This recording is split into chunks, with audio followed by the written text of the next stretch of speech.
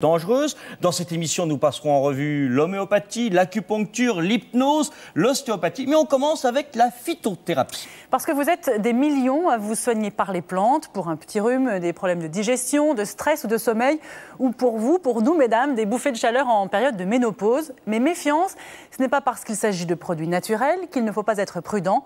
Comment s'y retrouver? À qui s'adresser? Réponse avec ce reportage de Marie Le Survendame.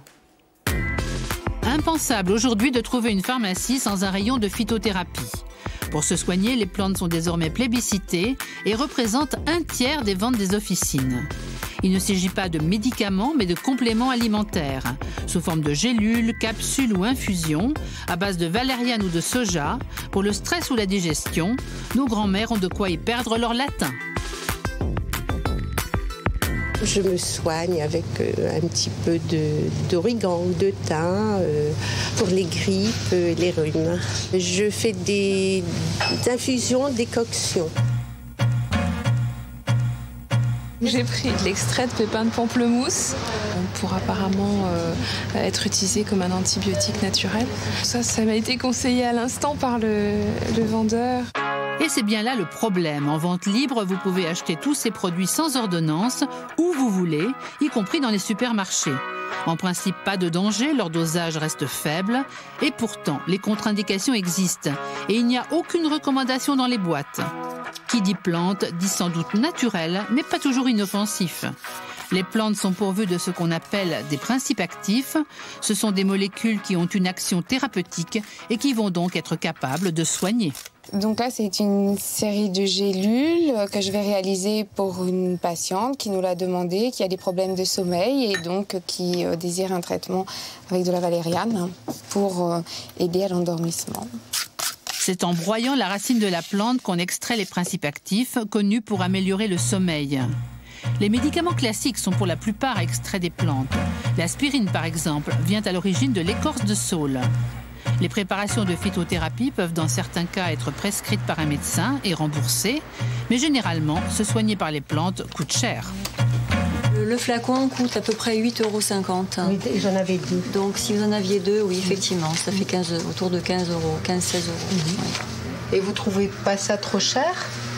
Ben, vous savez, quand c'est pour aller mieux et ne pas avoir d'effets seconds, c'est très important quand même. L'indication première, je pense que c'est le problème de stress et de sommeil. Ensuite, viennent évidemment tous les problèmes de la minceur, les problèmes circulatoires et les problèmes digestifs. Mais attention, la phytothérapie n'est pas une médecine forcément douce. Il n'y a pas de produit sans risque. Certaines plantes sont peu toxiques, d'autres présentent une toxicité, soit sur le plan des interactions médicamenteuses, soit parce qu'elles sont à marge étroite et qu'il ne faut pas dépasser les doses. Donc là, il faut quand même une connaissance de chacune de ces plantes pour pouvoir le faire en toute sécurité. Voilà. Si vous suivez déjà un traitement, il ne sera pas toujours compatible avec toutes les plantes.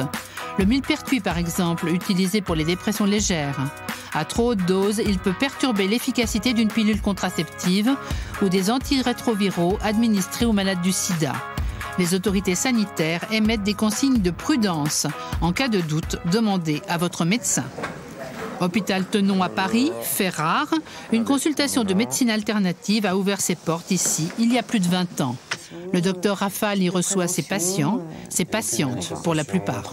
J'ai pensé un moment au soja, phytosoja, mais bon, c'est pareil dans la presse. À cette période, oui. En préménopause, le phytosoja n'a aucun intérêt pour vous. À partir du moment où on va l'utiliser comme un médicament, il y a un certain nombre de précautions à prendre.